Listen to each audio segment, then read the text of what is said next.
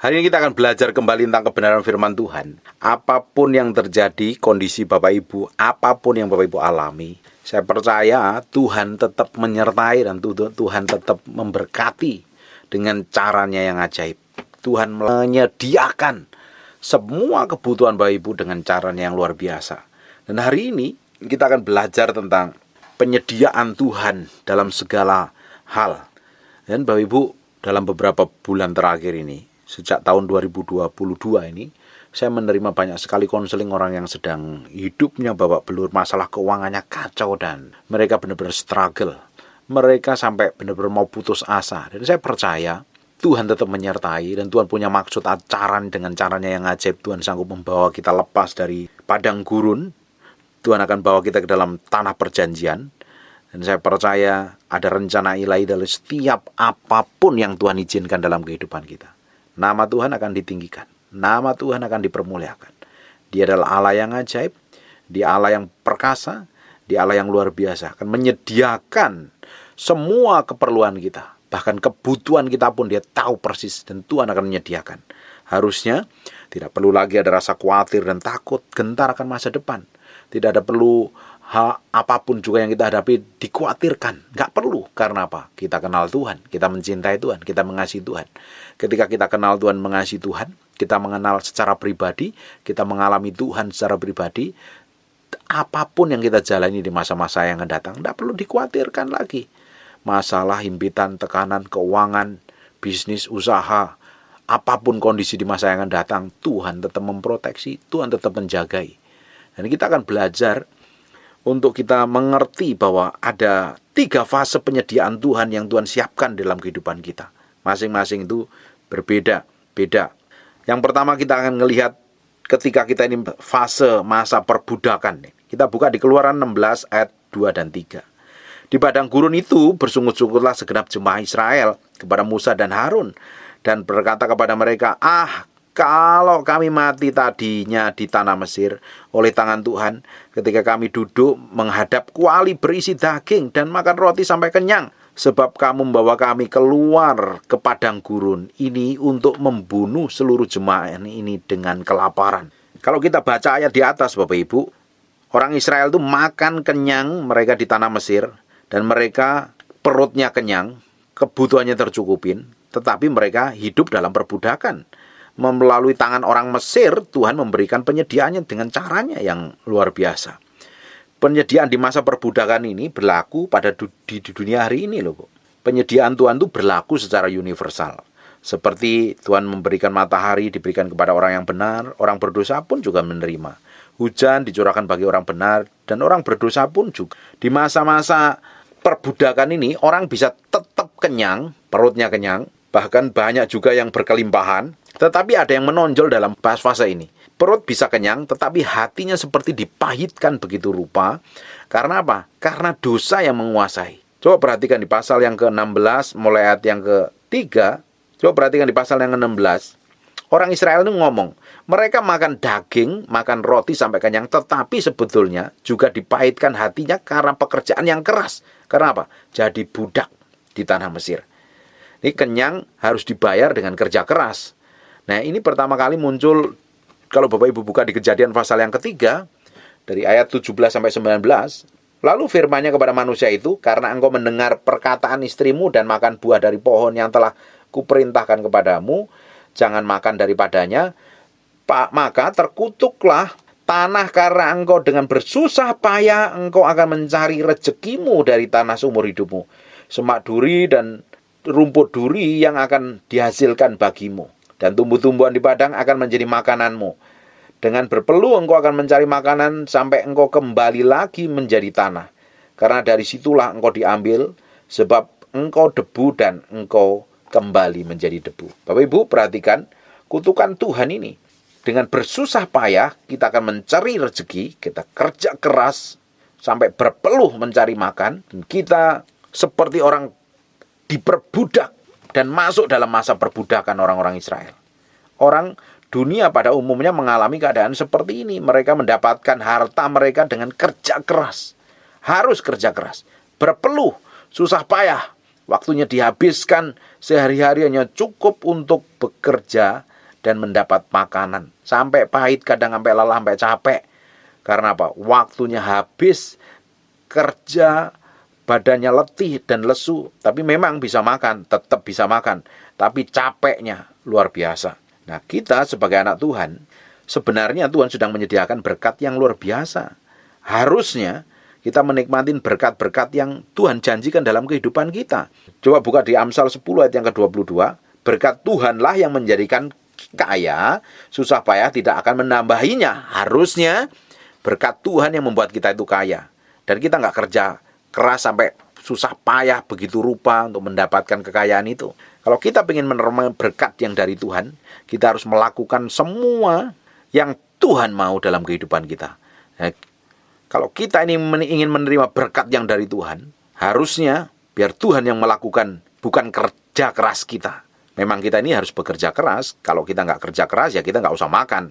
Tapi sebetulnya kehidupan kita ini bergantungnya bukan karena kita kerja keras kita, tapi bergantung karena berkat yang Tuhan sediakan kepada kita. Tapi kalau kita ini kerja keras sampai berpeluh, bercerih payah, sampai hati kita tuh pahit, sebenarnya kita sedang tidak dalam rencana Tuhan, Bapak Ibu.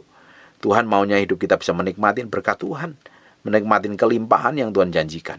Ada orang-orang tertentu sedang dibawa dalam fase-fase penyediaan di masa perbudakan ini. Memang ada orang yang harus bekerja mencari nafkah di masa perbudakan. Dan saya berdoa Bapak Ibu, ketika kita masih berada di dalam masa perbudakan ini, cepat keluar. Kita harus keluar.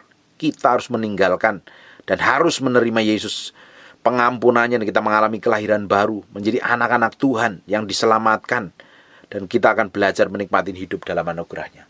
Dalam masa perbudakan, orang diperbudak dengan dosanya, berbudak dengan hawa nafsunya begitu rupa, sehingga ketika dia mencari makan harus berpeluh, harus jerih payah, lelahnya luar biasa. Bahkan hanya cukup sekedar makan sehari untuk sehari. Hidupnya dengan pahit kerja keras. Kita kalau sampai hari ini dalam fase itu, kita harus belajar, cek sampai ke kedalaman batin. Ini benar posisi hidupku di hadapan Tuhan enggak? Hatiku itu sudah benar di hadapan Tuhan atau tidak? Kalau hatiku didapati tidak berkenan di hadapan Tuhan, harus balik kepada Tuhan dan bertobat. Cari Tuhan sungguh-sungguh, hidup dalam kesungguhan hati, hidup dalam kebenaran, hidup mengasihi Tuhan. Dan kita ambil keputusan untuk berubah dan bertobat.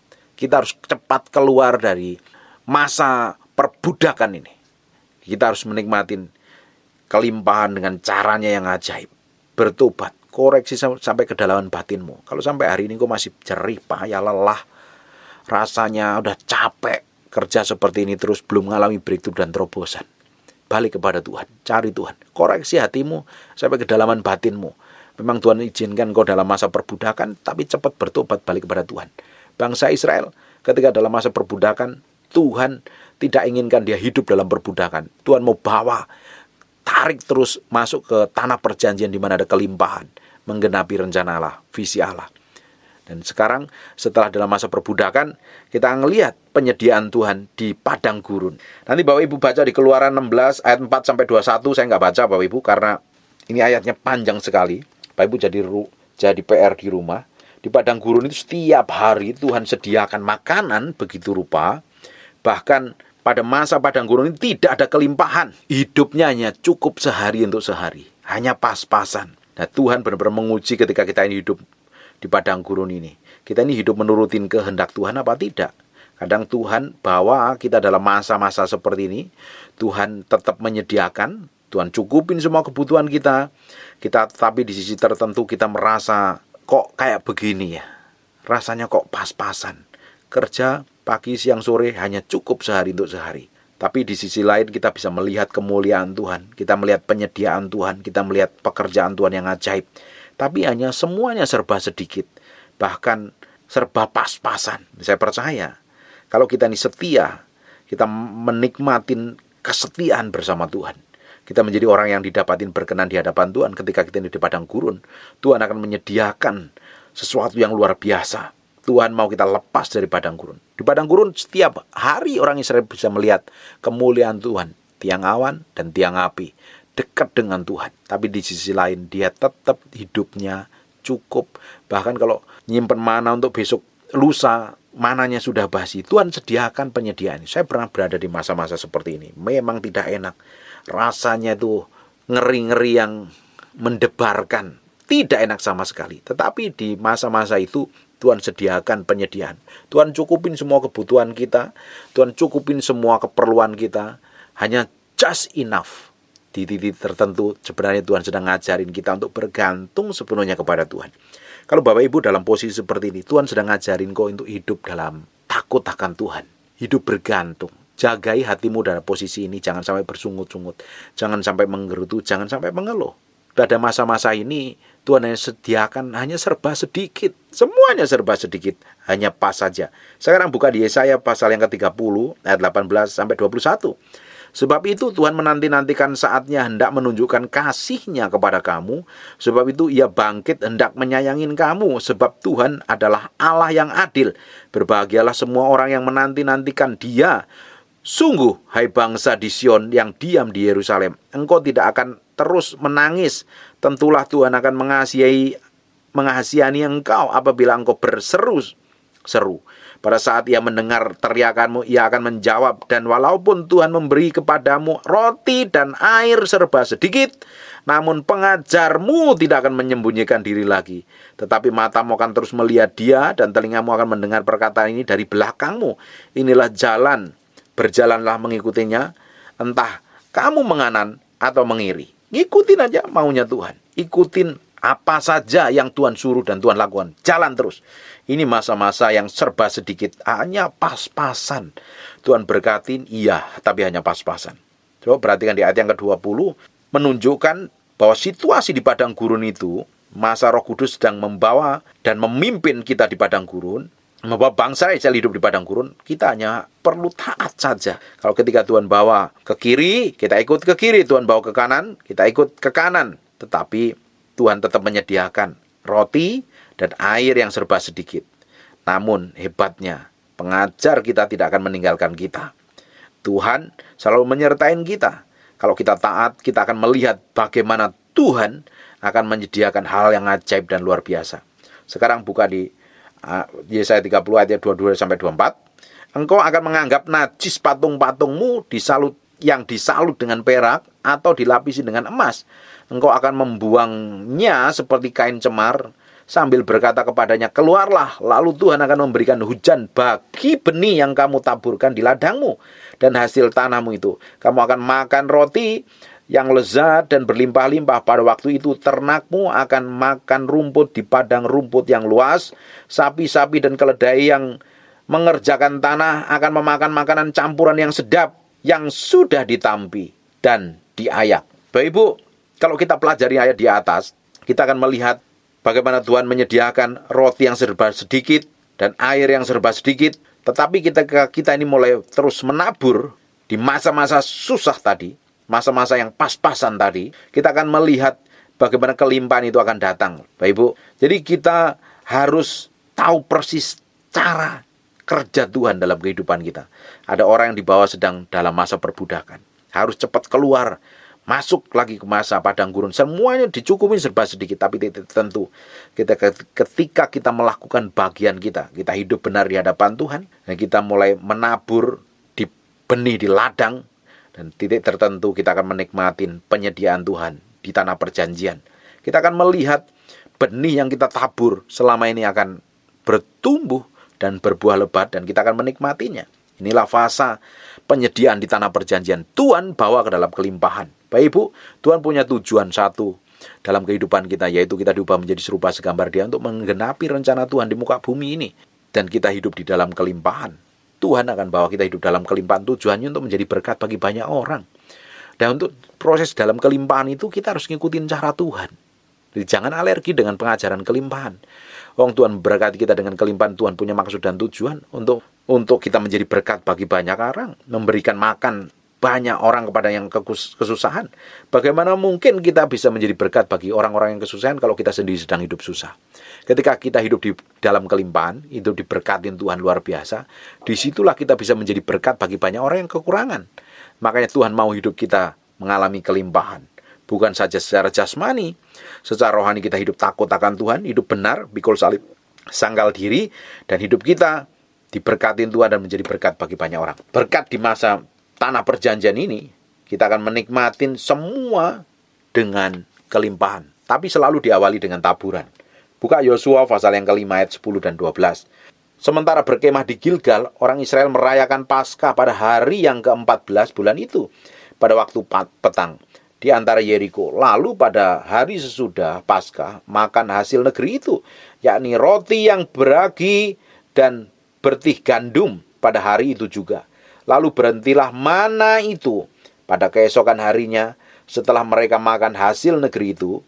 Jadi orang Israel tidak beroleh mana lagi. Tapi dalam tahun itu mereka makan dan hasil. Tetapi dalam tahun itu mereka makan yang dihasilkan tanah Kanaan. Kalau kita perhatikan ayat ini, orang-orang Israel bisa menikmatin hasil di tanah Kanaan karena apa? Karena ada benih yang ditaburnya. Benih yang ditaburnya itu, benih itu akan dilipat gandakan Tuhan dan mereka akan makan buahnya. Berbeda dengan ketika mereka ada di padang gurun, mereka hanya makan mana. Memang Tuhan sediakan, tapi hanya just enough. Harusnya kita hidup dalam kelimpahan. Kalau kita hidup mau dalam kelimpahan, kita harus nabur. Menabur benih, apapun itu. Menabur bukan hanya sekedar uang, Bapak Ibu. Kebaikan, kebajikan, kemurahan, berkat, uang, apapun yang kita tabur, waktu kita hidup di dalam tanah perjanjian itu akan dilipat gandakan dan kita akan menikmatinya. Tidak mungkin orang bisa menuai tanpa ada namanya taburan. Kalau Bapak Ibu ingin diberkatin Tuhan, harus belajar nabur. Nabur tidak harus ke gereja, kepada siapapun yang kekurangan di sekitarmu. Menabur pada orang-orang miskin, janda-janda yatim piatu. Kalau ada berkat kau digerakkan Tuhan untuk nabur di gereja, tabur di gereja. Di mana Tuhan gerakkan hatimu untuk menabur, kasih. Menabur sama hamba Tuhan yang kau diberkati, tabur benih itu. Dan benih yang kau tabur itu akan diberkatin Tuhan dan akan dilipat gandakan. Inilah masa berkat Tuhan di tanah perjanjian. Tuhan akan lipat gandakan semua benih yang kita tabur. Dengan akhirnya kita akan menuai hasilnya. Dan Tuhan menghujani benih dan berkatnya. Kita akan menikmati panen yang luar biasa di tanah perjanjian. Pada masa ini kita akan menikmati hidup dalam kelimpahan. Tujuannya bukan untuk diri kita sendiri, tapi kita menjadi berkat bagi banyak bangsa. Kita akan menikmati berkat di tanah perjanjian setelah kita melewati proses padang gurun selesai dan kita didapatin taat kepada Roh Kudus, kepada pimpinan Roh Kudus. Kalau kita didapatin hidup taat di padang gurun dengan pimpinan Roh Kudus, kita akan menikmati masa-masa hidup di tanah perjanjian yang penuh kelimpahan. Sekarang buka di Kejadian 26 ayat 12 sampai 14. Maka menaburlah Ishak di tanah itu, dan dalam tahun itu juga ia mendapat hasil 100 kali lipat. Bahkan kian lama kian kaya, sehingga menjadi sangat kaya. Ia mempunyai kumpulan kambing domba dan lembu sapi, serta banyak anak buah, sehingga orang Filistin itu cemburu kepadanya. Sekarang kita lihat, setelah di padang gurun dia memasuki tanah perjanjian dan menikmatin semua berkat Tuhan. Dimulai dengan benih orang Israel yang ditabur. Setelah dia nuai hasil di tanah yang ditabur benih itu, baru mana berhenti. Dan mereka mulai hidup dalam kelimpahan Tuhan. Setelah kita lulus padang gurun, kita akan menikmatin semua berkat Tuhan. Dari semua proses yang Tuhan izinkan dalam kehidupan kita. Proses apapun itu, peremukan yang diizinkan Tuhan, itu adalah masa-masa penting yang akan menentukan kita masuk tanah perjanjian apa tidak. Ketika kita di fase padang gurun, Tuhan sedang meremukkan kita begitu rupa supaya hati kita itu nempel kepada Tuhan. Kalau kita lulus, kita akan menikmati berkat yang berkelimpahan yang daripada Tuhan. Tuhan mau hidup kita itu berkelimpahan. Tuhan mau hidup kita menjadi berkat bagi banyak orang. Jangan alergi dengan kelimpahan. Tuhan mau hidup kita itu kelimpahan, Bapak Ibu. Hari ini saya ngonselingin banyak orang sedang struggle keuangannya, bahkan sampai putus asa, sedang masa perbudakan, sedang masa padang gurun, tapi tetap setia saja. Cari Tuhan, fokus sama Tuhan, dan kita akan melihat kelimpahan yang Tuhan sediakan. Tuhan kita adalah Bapa yang baik. Dia Bapa yang baik. Kalau Bapa di dunia saja, kita sebagai Bapa di dunia, ketika anak kita minta roti, kita nggak akan kasih batu. Ketika dia minta ikan, kita nggak akan kasih ular dan kalajengking. Apalagi sedang kelaparan, minta roti sama kita rebusin batu, tidak mungkin. Apalagi Bapa kita di surga. Kalau Bapak Ibu sedang mengalami fase-fase yang berat, yang sedang Bapak Ibu alami, bisnismu bangkrut, keuanganmu kacau, berantakan semuanya, tetap setia dan cari Tuhan. Engkau dalam masa perbudakan, jangan pahit hati, jangan pahit hati. Bertobat dan balik kepada Tuhan ketika engkau dalam masa perbudakan. Kau kerja capek, kau kerja payah lelah, dan cukup dicukupin tapi hatimu pahit. Balik kepada Tuhan. Ketika engkau sedang balik kepada Tuhan, mencari Tuhan sungguh-sungguh, diizinkan Tuhan balik kepada engkau sedang mengalami proses padang gurun. Kalau sedang dalam proses padang gurun, setia saja, jangan gerutu, jangan ngomel, jangan menyalahkan yang lainnya, jangan mencari kambing hitam. Waktu di padang gurun adalah proses peremukan. Kita berubah yang di dalam ini. Peremukan yang di dalam kita akan menentukan kita ini bisa dipercaya apa tidak di hadapan Tuhan.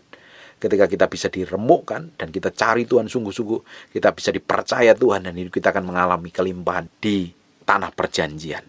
Kita akan menikmati semua janji Tuhan. Kita bisa memberkati. Kita bisa menikmati semua apapun yang kita pernah tabur, dan kita akan menikmati ini. Semua yang kita kerjakan Tuhan berkati secara luar biasa.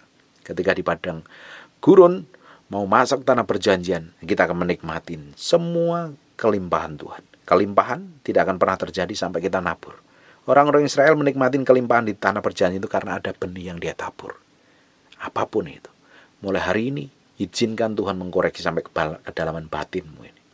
Biar Tuhan bawa terus hidupmu dalam tanah perjanjian. Bisa menabur dan menikmati kelimpahan yang Tuhan izinkan.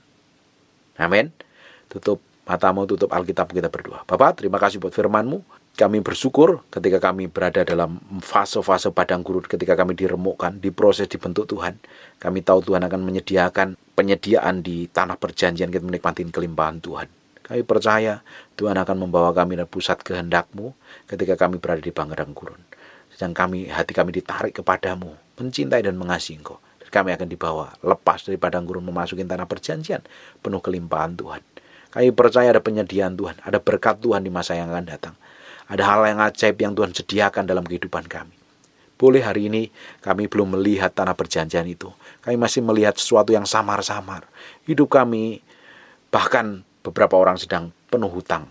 Hamba-Mu berdoa Tuhan, cukupin semuanya dengan baik sampai mereka hidup dalam kelimpahan di tanah perjanjian. Ada beberapa orang yang sedang bisnisnya bangkrut dan kacau, terlibat utang kanan kiri, semuanya hanya serba pas. Cukup saja. Hamba-Mu berdoa Tuhan, bawa dalam kelimpahan Tuhan. Dalam kelimpahan Tuhan, ajarin umat-umat-Mu yang mendengar firman-Mu belajar menabur di tanah yang subur, di mana ada air mengalir. Dan lipat gandakan benih yang ditabur, kirim hujan, siram tumbuh lebat dan menghasilkan buah, sehingga anak-anak-Mu diberkatin Tuhan dan mengalami kelimpahan yang Engkau sendiri janjikan untuk menggenapi rencana-Mu di muka bumi. Hamba-Mu berdoa Tuhan, Engkau akan menyediakan segala sesuatu yang terbaik buat kami di masa yang akan datang. Tidak ada lagi yang perlu kami khawatirkan, tidak ada lagi yang perlu kami ketakutkan, sebab kami tahu Tuhan menopang kami, berserta kami, dan menyediakan makanan buat kami, kelimpahan, more than enough, lebih daripada cukup. Kami hidup kami dalam kelimpahan dan anugerah Tuhan. Dan nama Tuhan dipermuliakan melalui kehidupan kami, mulai hari ini sampai selama-lamanya. Dalam nama Yesus, kami berdoa ucap syukur. Haleluya. Amin. And God bless you.